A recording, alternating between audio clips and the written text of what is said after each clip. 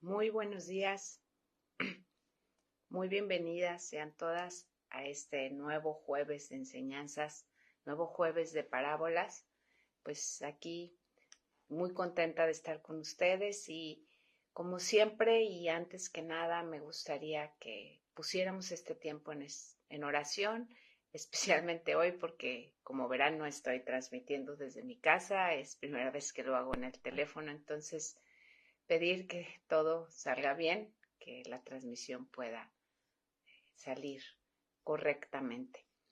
Y bueno, déjenme nada más checar que esté transmitiendo y que todo esté en orden. Permítanme tantito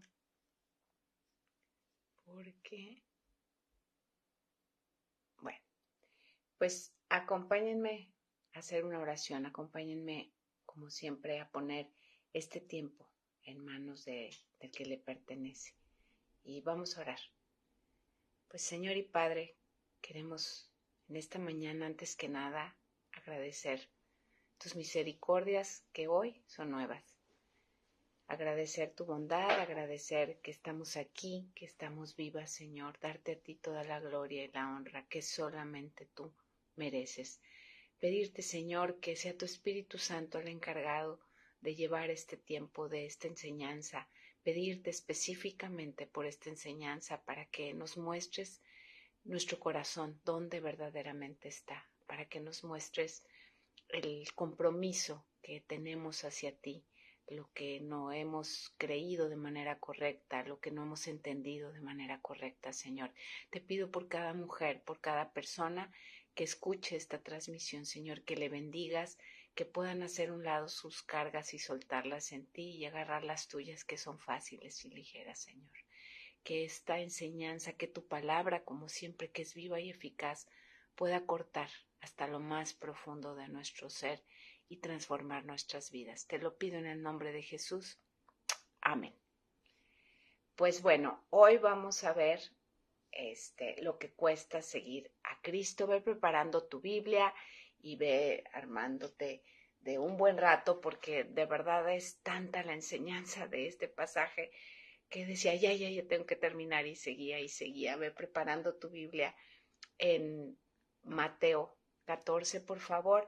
Y bueno, creo que, perdón, es Lucas 14, Lucas 14.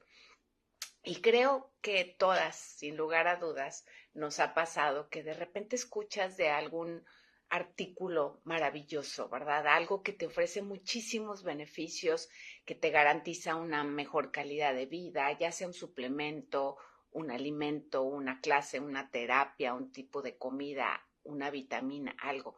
Te emocionas y nos convencemos de que sí, lo necesitamos, de que sus beneficios son increíbles porque lo vemos en la vida de alguien más, pero cuando nos damos cuenta de cuánto cuesta, ay, decidimos entonces que el precio es demasiado alto. Puede ser que no tengamos el dinero para pagarlo, pero muchas veces sí lo tenemos, pero pensamos que el costo es demasiado alto, aunque podamos ver los beneficios y pasamos de largo.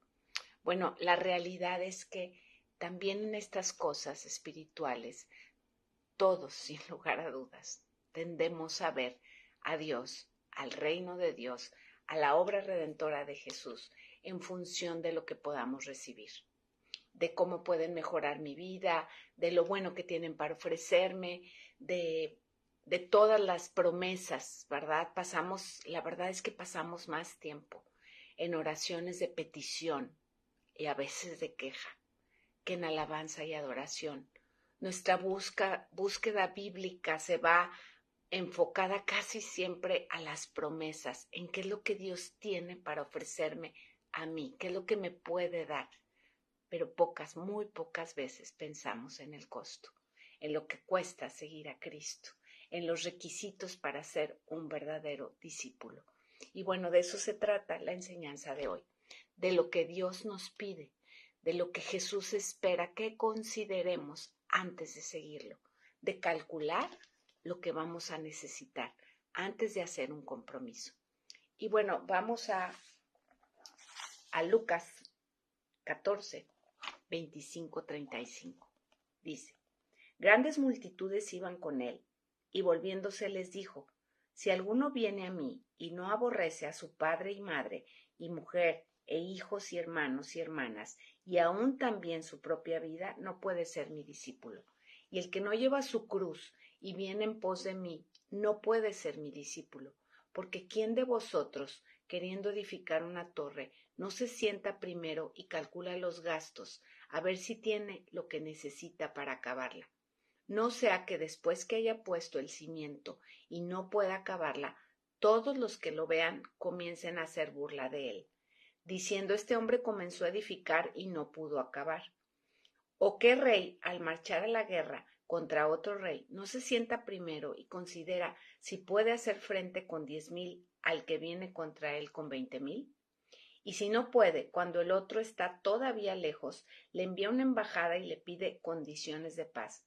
Así pues, cualquiera de vosotros que no renuncia a todo lo que posee, no puede ser mi discípulo. Buena es la sal, mas si la sal se hiciera insípida, ¿con qué se sazonará? Ni para la tierra ni para el muladar es útil. La arrojan fuera. El que tiene oídos para oír, que oiga. Pues muy fuertes declaraciones. Jesús está invitando a la gente a una clase de discipulado que no es barato, que no es fácil y que no se debe de entrar sin haber considerado primero detenidamente el costo y las consecuencias. Este pasaje está lleno de desafíos personales, de enseñanzas aplicables a tu vida y a la mía.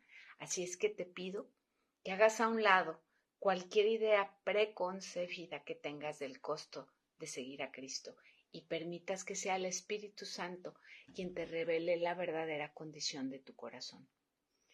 La intención más profunda de por qué haces lo que haces para Él. Si no has tomado todavía la decisión de seguirlo como un discípulo, ¿por qué no lo has hecho? ¿Qué es lo que temes? ¿Cuáles son tus reservas? O si ya has tomado el paso, ya has decidido ser un discípulo, ¿por qué es que lo haces? ¿Y qué tanto estás dispuesta a renunciar? Jesús nunca dijo que ser su discípulo fuera fácil. Al contrario, nunca trató de ocultar el costo del discipulado. En este pasaje nos muestra con una etiqueta grande y visible el alto costo de seguirlo, para que todos podamos verlo. Bueno, como ya saben, a mí me gusta desglosar los pasajes, sacar aplicaciones prácticas y también, siguiendo el ejemplo de Jesús, hacer preguntas, porque las preguntas nos llevan a reflexionar, nos llevan a pensar más detenidamente qué es lo que verdaderamente estamos creyendo y aparte, qué es lo que estamos viviendo en base a eso que creemos. Entonces, vamos desglosando, desmenuzando el pasaje pedazo por pedazo. Primero dice, grandes multitudes iban con él y volviéndose les dijo. Bueno, una de las grandes enseñanzas en lo personal para mí que me ha dejado el estudiar las parábolas es ver precisamente la persona de Jesús, ver la compasión, la misericordia y el amor que tenía por el perdido. Nuestro Señor caminaba por esta tierra en una santidad perfecta, pero eso no significaba que rechazara a los pecadores imperfectos. Eso no significaba que viera con menosprecio y superioridad a los pecadores. Todo lo contrario, estas personas, estos enfermos a los que él vino, lo seguían, lo buscaban. Pero bueno, finalmente el objetivo de Jesús no era atraer a esas grandes multitudes para que lo apreciaran, para que lo alabaran. Al contrario, él no dejaba que le llamaran bueno, no dejó que lo hicieran rey.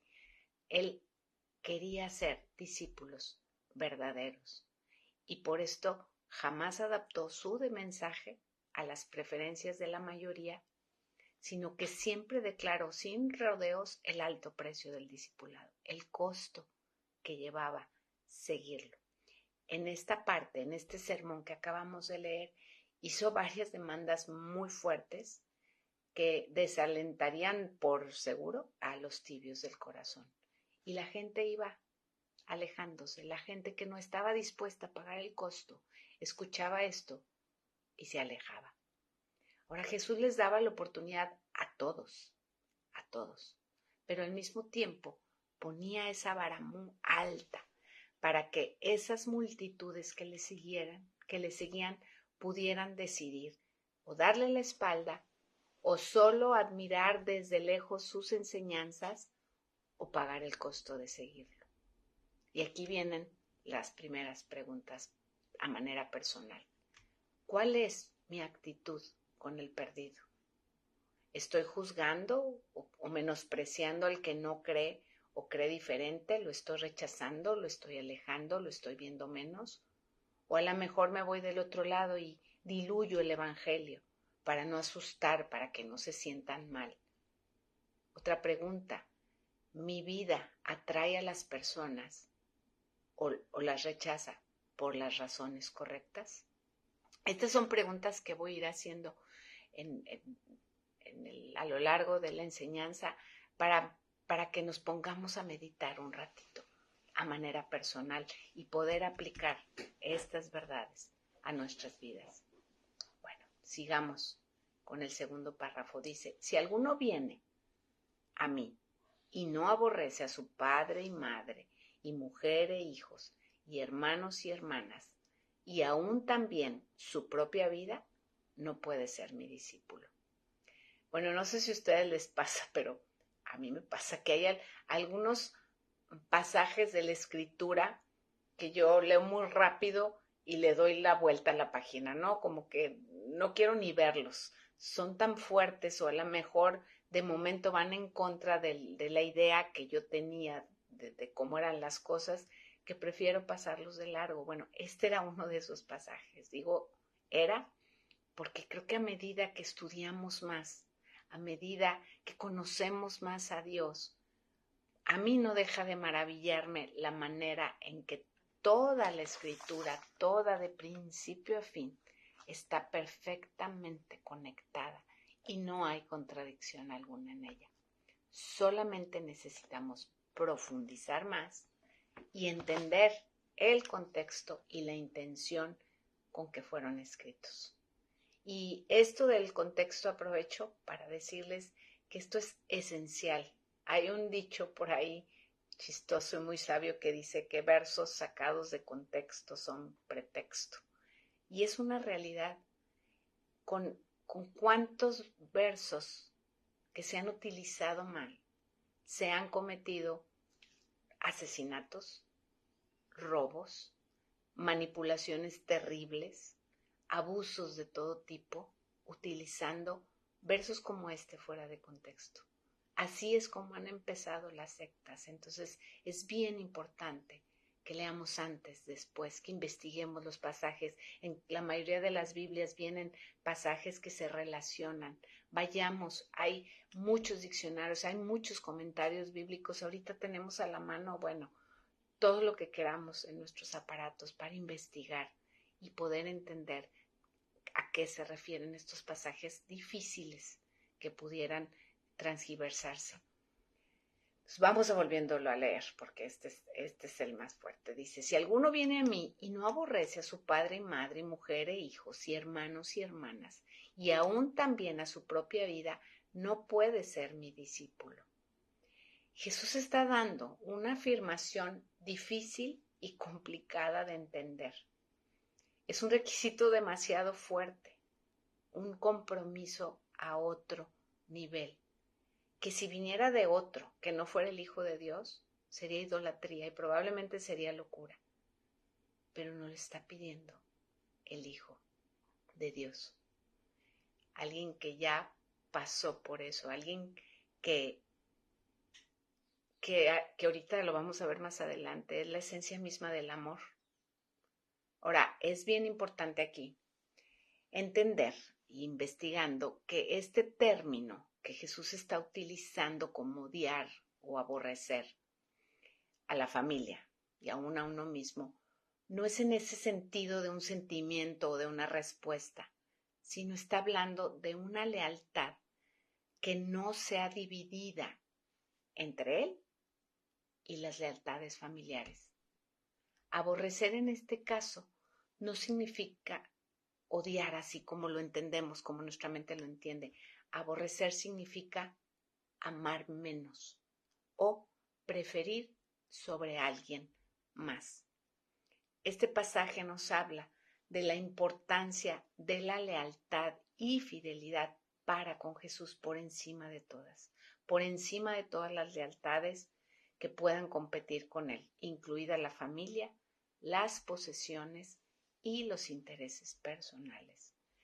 Y aunque pareciera una contradicción, porque, pues como les decía, es la única persona que representa el amor verdadero y completo, está enseñándonos que para ser su seguidor es necesario aborrecer a tus seres queridos, pues dices, ¿de qué se trata, no?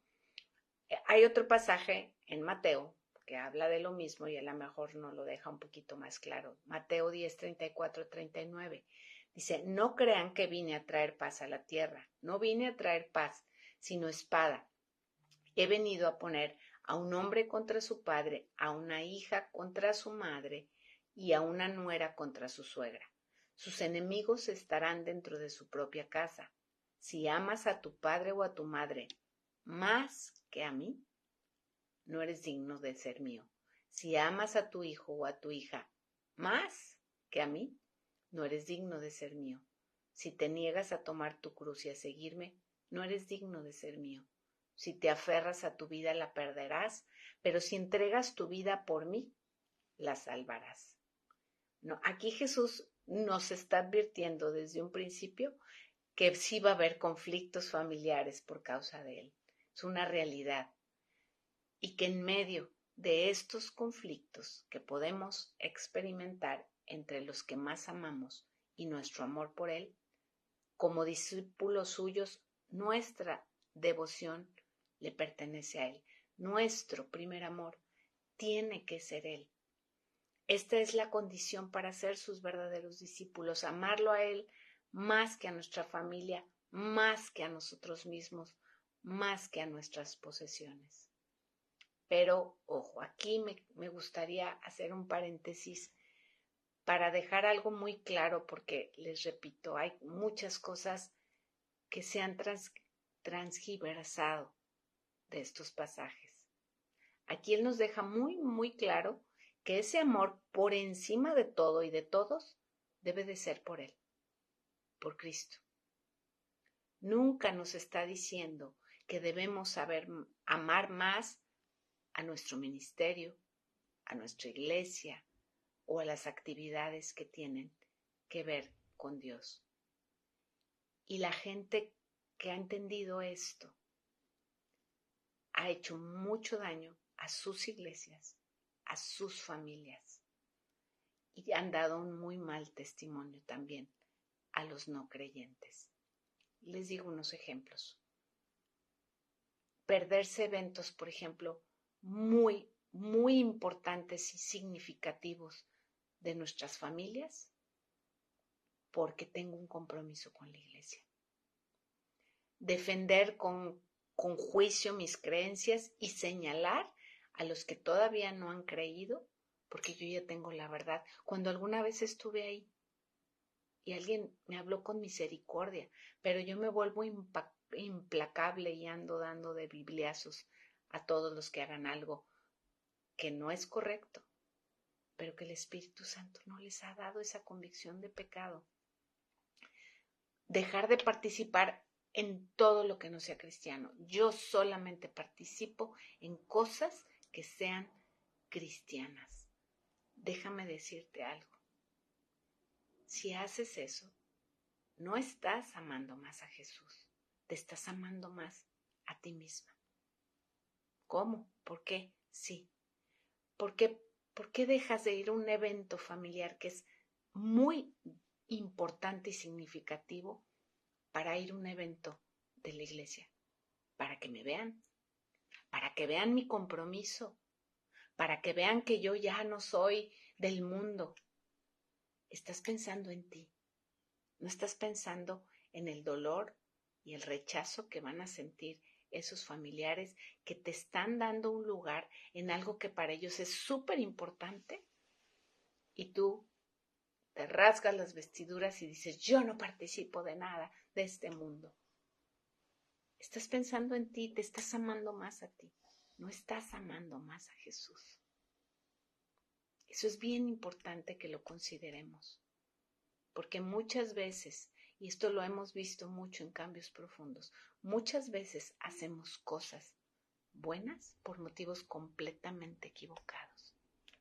Ahora, Jesús fue el único que cumplió a la perfección el mandamiento de amar al prójimo como uno mismo, y él mismo nos dice que amemos a nuestros enemigos.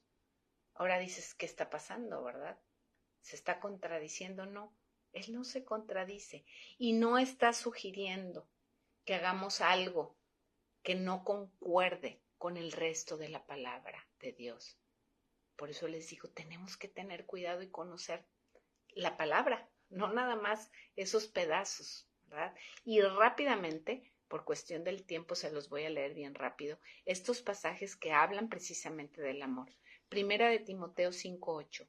Porque si alguno no provee para los suyos y mayormente para los de su casa, ha negado la fe y es peor que un incrédulo.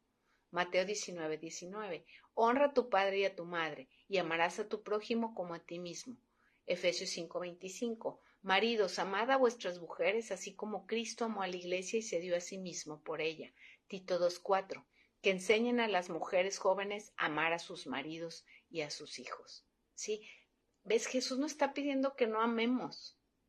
Lo que está diciendo es que al momento de ir a Él, de seguirlo a Él, nuestros afectos tienen que ser recolocados, poniendo primeramente a Cristo. Está diciendo en este pasaje que el llamado al discipulado es un cambio de dirección, un giro total de nuestras vidas con el fin de que nuestras prioridades se reajusten al orden que Dios tenía establecido desde el momento de la creación. Entonces, espero que como yo te haya quedado más claro esto de aborrecer, de amar, del lugar, de qué se refiere con esto de aborrecer familia, posesiones y a mí mismo. Bueno, sigamos. Y el que no lleva su cruz y viene en pos de mí, no puede ser mi discípulo. Bueno, ahí sí dices, ay, como si no fuera suficiente, ¿verdad? Aborrecer a nuestros seres queridos. Jesús nos está dando otro requisito para poder ser sus discípulos.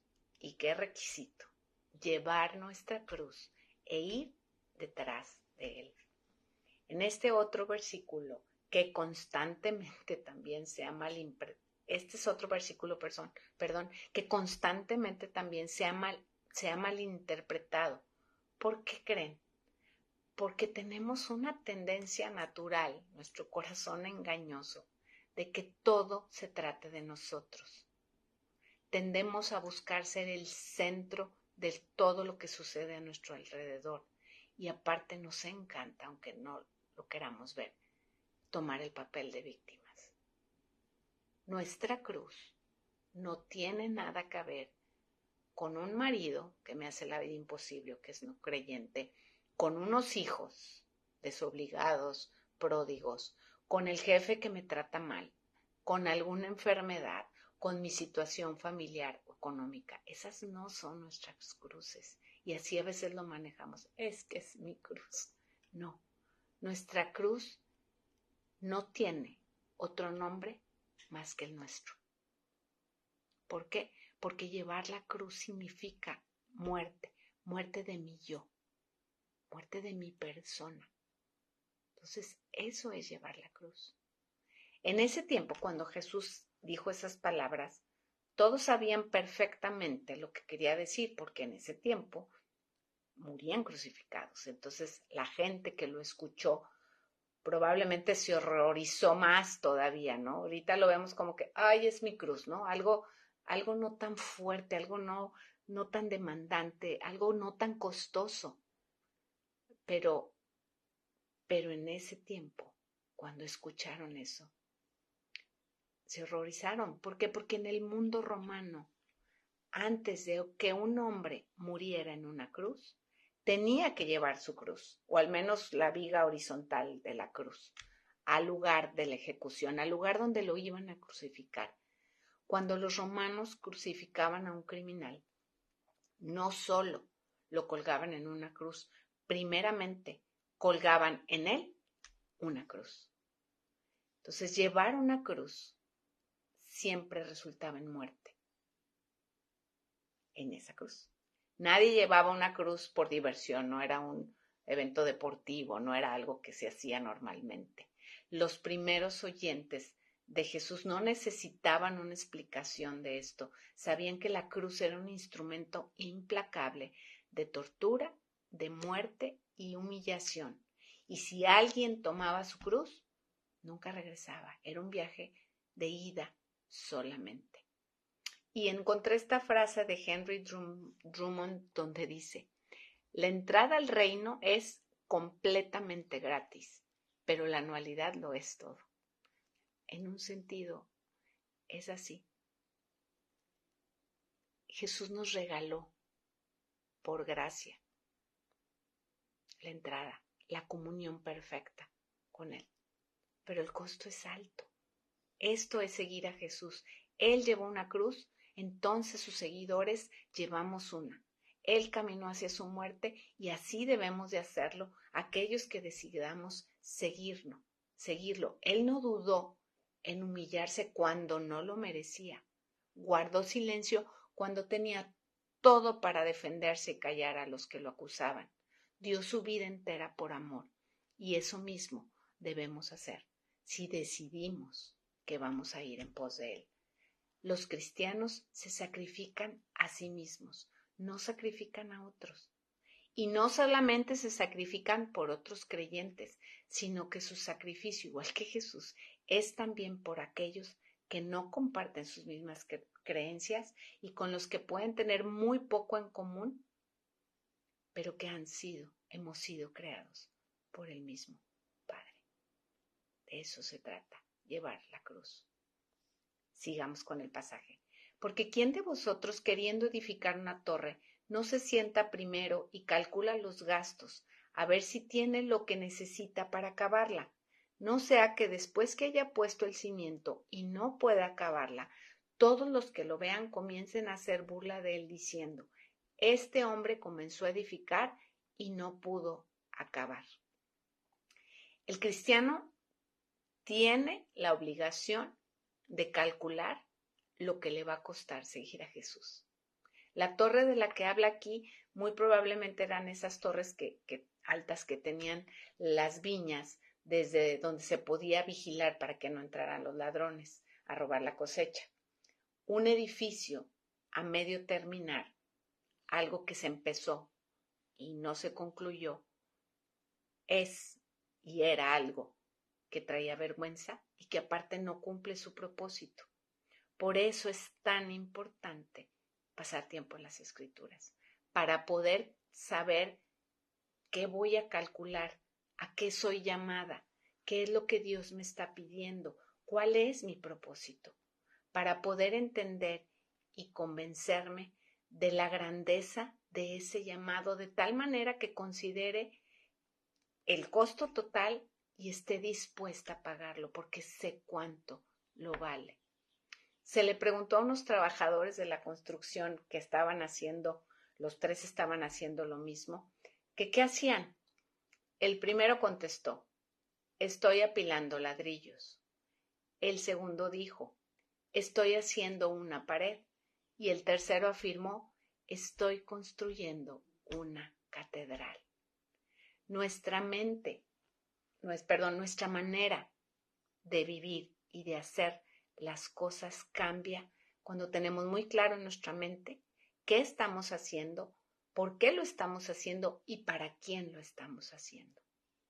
Entonces, ahí te van unas preguntas. ¿Cuál crees que era la actitud de cada uno de estos tres trabajadores cuando trabajaban? El que solo apilaba ladrillos, el que estaba haciendo una pared o el que sabía que estaba construyendo una catedral. ¿Dónde tenía cada uno puesta su mirada? ¿Dónde tienes tú puesta tu mirada? ¿Estás sobreviviendo esta vida con Cristo? ¿Estás viviendo solo para esta vida terrenal? ¿O realmente estás viviendo en y para el reino? Bueno, ahí se las dejo de tarea. Vamos a seguir, dice, ¿o qué rey, al marchar a la guerra contra otro rey, no se sienta primero y considera si puede hacer frente con 10,000 al que viene contra él con 20,000?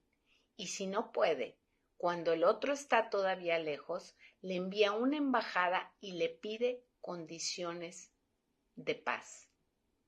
Bueno, al utilizar esta analogía de la guerra, Jesús también está dejando muy en claro que el seguirle implica también una fuerte lucha y debemos estar preparados para ellos. Con estos dos ejemplos, Jesús mostró la necesidad de tener la sabiduría para evaluar cuidadosamente el compromiso que implica seguirlo y evitar así la vergüenza, como en el caso de una torre no terminada, y la derrota, como en este caso que nos habla de la guerra.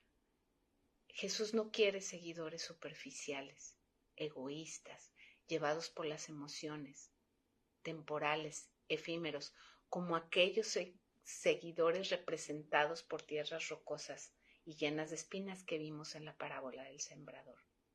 Él no quiere eso. Los discípulos son esa semilla que da fruto, 100 por 1. Y déjenme les leo es una parte de un comentario bíblico que se llama Cristianismo Básico, que tiene que ver mucho con esta lección que se me hizo muy interesante y creo que es algo que tenemos que considerar. Se los voy a leer. Dice: el paisaje cristiano está lleno de torres abandonadas a medio construir. Las ruinas de quienes comenzaron a construir y no pudieron terminar porque miles de personas siguen haciendo caso omiso a la advertencia de Cristo y planifican seguirlo sin primero hacer una pausa para reflexionar en el costo de hacerlo. El resultado es el gran escándalo de la cristiandad de hoy llamada cristianismo nominal. En países en que la civilización cristiana se ha extendido, grandes cantidades de personas se han cubierto con un barniz decente pero delgado de cristianismo. En cierta manera, han llegado a involucrarse lo suficiente como para ser respetables, pero no lo suficiente como para estar incómodos. Su religión es un cojín grande y suave. Los protege de las situaciones desagradables de la vida mientras cambian el lugar y se adaptan a las conveniencias que desean. No es de extrañar que los cínicos hablen de hipócritas en la iglesia y desestimen a la religión como escapismo. Qué fuerte, pero es una realidad que está pasando, porque no hay discípulos que quieran pagar el costo. Espero que hoy, después de esta enseñanza, tomes un tiempo y veas si estás dispuesta, porque vale la pena pagarlo. Pero bueno, ya me estoy adelantando al final, déjenme seguirle. Dice: así pues, cualquiera de vosotros que no renuncia a todo lo que posee, no puede ser mi discípulo. Aquí que Jesús dejó completamente claro el costo de ser su discípulo. Este requisito engloba la vida de cualquiera de sus seguidores. Y déjenme decirles lo que dice el diccionario de la palabra renunciar. Significa abandonar voluntariamente una cosa que se posee o algo a lo que se tiene derecho. Desistir de hacer lo que se proyectaba o deseaba hacer. Para poder cumplir con este requisito, que no es cualquier requisito, necesitamos entender unas verdades fundamentales. Bueno, ya vimos que es algo que se hace voluntariamente. Renuncias a algo que tienes o que tienes derecho a tener, algo que querías hacer. Pero bueno, déjenme darles 4 verdades importantes que saqué, que son necesarias para entender esto de renunciar a todo lo que poseemos. Primero necesito ubicarme. ¿Por qué ubicarme? Porque hay posesiones que llamamos nuestras, pero en realidad no son nuestras. Vivimos creyendo que los hijos nos pertenecen, que somos dueñas de nuestro tiempo, que es nuestra vida, que es nuestro tiempo. Pero la realidad es que no todo le pertenece a Él, porque nos fue dado y porque aparte Jesús ya pagó un precio demasiado alto por nosotros. Nosotras solo somos mayordomos de lo que tenemos. Entonces necesito ubicar esa realidad, número 1. Número 2, necesito analizarme. Para Jesús no era que las posesiones fueran malas o pecaminosas en sí mismas. El problema era el lugar que le damos, que le daban las personas, el apego y el amor a las posesiones es lo que es pecado, como el joven rico, ¿se acuerdan? Él amaba más sus posesiones que a Dios mismo. Nuestras posesiones deben considerarse como dádivas temporales de Dios, no como un premio o una concesión a la que tenemos derecho, que es nuestra propiedad. Entonces tengo que analizarme. ¿Dónde está mi corazón en cuanto a mis posesiones? Todo tipo de posesiones. Número 3, considerar. Tenemos que ubicarnos, tenemos que analizarnos, tenemos que considerar que renunciar a la familia y a las posesiones por un bien mayor no es nada fácil, no es algo común, pero tenemos que considerar que es algo que cualquiera lo puede hacer, creyente o no creyente. Muchos no creyentes, gnósticos, budistas, todo tipo de religiones lo han hecho. Han dejado todo completamente todo, y se han ido en busca de un bien mayor. Entonces hay que considerar que no está hablando de eso. Digo, a veces sí nos pide eso, pero aquí no está hablando de eso. ¿A qué tengo que renunciar? Ese es el cuarto punto.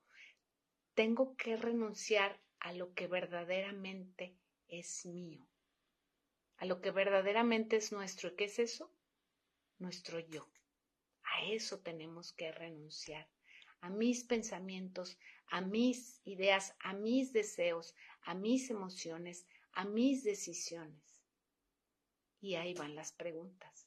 ¿Estoy dispuesta a renunciar a todo lo que tengo, a todo lo que sé, a todo lo que pienso y a todo lo que siento para convertirme en un verdadero discípulo? Porque, miren, no se trata de lo poco o mucho que tengamos, no se trata de lo poco o mucho que podamos ofrecer, sino de que Él se lo merece todo, porque a Él le pertenece todo. Todos y todo tiene que ocupar un segundo lugar en nuestras vidas, porque Cristo es primero. De esto se trata esta enseñanza. Y aquí es bien importante notar que no está hablando de un esfuerzo.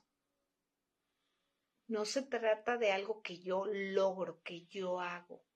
No nos está pidiendo que lo hagamos en nuestras fuerzas. Al contrario, más bien nos pide que renunciemos a nuestras fuerzas, ¿se acuerdan? Porque cuando soy débil, entonces soy fuerte. Bueno, vamos ya con la última parte del pasaje. Déjenme le doy un traguito. Dice, buena es la sal, mas si la sal se hiciera insípida, ¿con qué se sazonará? Ni para la tierra, ni para el muladar es útil. La arrojan fuera. El que tiene oídos para oír, oiga. Bueno, en estos últimos versículos, que pareciera que no tienen nada que ver con los anteriores, pero sí tienen, Jesús hace otra analogía que reafirma el compromiso de cumplir con nuestro propósito, de no dejar de ser y de hacer aquello para lo que fuimos llamados. En tiempos antiguos, la sal cumplía un papel muy importante y todavía quienes me conocen saben que en mi vida la sal cumple un papel muy importante porque consumo mucha sal. Pero no solo era dar sabor, preservaba, hacía que la comida no se echara, no había refrigeradores, entonces con la sal evitaban que la comida se echara a perder, se preservara de la corrupción, de ser corrompida la comida, de echarse a perder. Detenía la propagación de las enfermedades. La sal no se degradaba. Y bueno, aquí hay que recordar que las parábolas, eso es lo que son, es Jesús utilizando una realidad visible para enseñar una verdad espiritual. Entonces, ¿cómo aplicamos esto? Bueno, como sus discípulos, tenemos la función de preservar lo que Él ha dicho, de evitar la corrupción del pecado, de dar sabor, de permanecer constantes, sin perder el sabor. ¿Y saben cómo perdía la sal su sabor en ese entonces? ¿Cómo llegaba a hacerse insípida la sal del mal muerto en esos tiempos? Bueno, cuando se contaminaba con yeso. Y si no se procesaba de manera correcta, perdía su eficacia, perdía su sabor y se hacía insípida. Igual que nosotros. Cuando dejamos que el mundo y el pecado nos contamine, nos volvemos sin sabor. Perdemos el propósito para el que Dios nos ha llamado. Esta ilustración muestra que Jesús no quiere discípulos temporales, sino más bien aquellos que comprometan toda una vida de lealtad con Él, que no pierdan su propósito.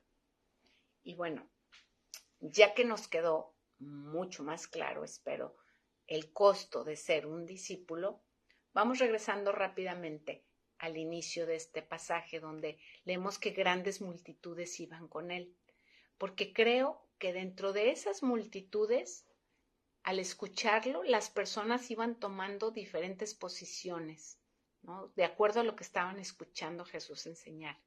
Y esto sigue siendo una realidad en nuestros días.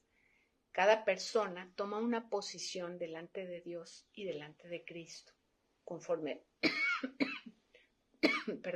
lo va conociendo, conforme va aprendiendo de Él. Y tenemos, bueno, primeramente a los incrédulos, ¿verdad? A los que no creen, a los que son ateos.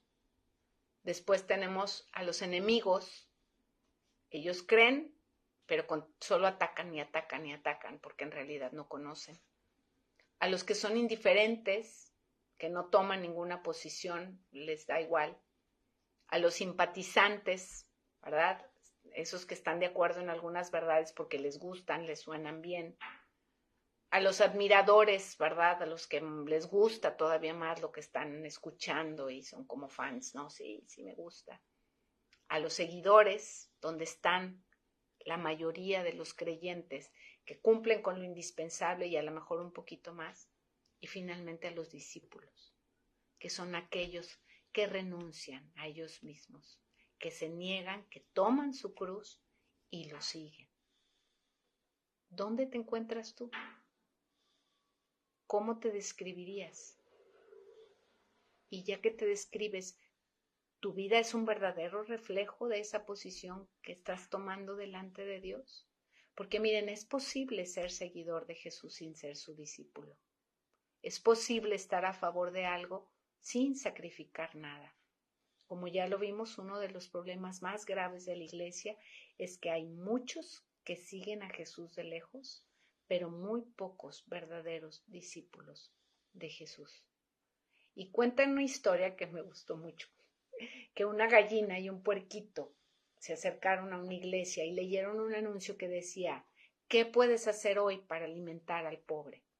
Y entonces inmediatamente la gallina le sugirió al puerquito que ellos podían alimentar al pobre con huevos con tocino.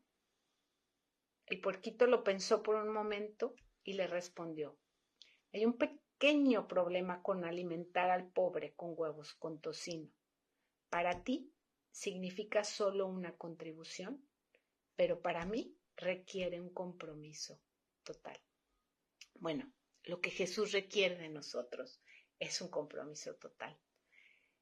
Y leí en un comentario, lo que Jesús pide es una devoción de todo corazón, una lealtad a toda prueba, una negación completa de uno mismo, de modo que uno se ponga a sí mismo su tiempo, su dinero, sus posesiones terrenales, sus talentos, todo a disposición de Cristo. Estas analogías nos hablan de un costo y no de cualquier costo. Jesús nos pide la vida misma.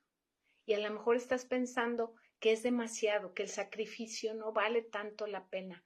Bueno, déjame decirte que entre la opción de morir a nuestro yo y la de vivir a nuestro modo y siendo el centro de nuestra vida, no hay comparación. Mateo 16, 24, 26.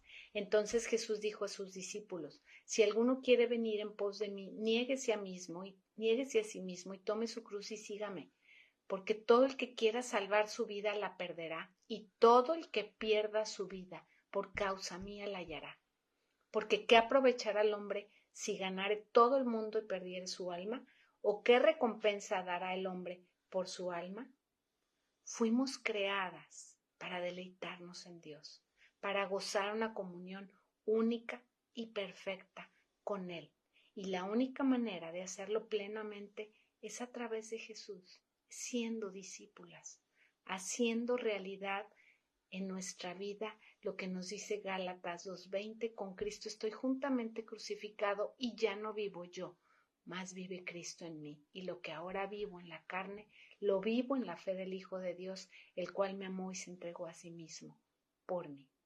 Si tú quieres lo mejor para tu vida, para la vida de tus padres, de tus hijos, de tu familia, para ti mismo, debes amar a Cristo más que a cualquiera y por encima de todo y de todos. Juan 12:24: les digo la verdad, el grano de trigo, a menos que sea sembrado en la tierra y muera, queda solo. Sin embargo, su muerte producirá muchos granos nuevos, una abundante cosecha de nuevas vidas. Y ya termino con el final de este pasaje. El que tiene oídos para oír, oiga. Fue un gusto estar hoy con ustedes. Las invito, como siempre, a nuestro Zoom. Después, en los comentarios ya tuvieron que haber puesto la liga. Es un tiempo de verdad muy rico, donde seguimos aprendiendo de la enseñanza, donde los testimonios que escuchamos refuerzan lo que hoy estamos viendo. Entonces, quien guste, ahorita nos conectamos. Que Dios las bendiga.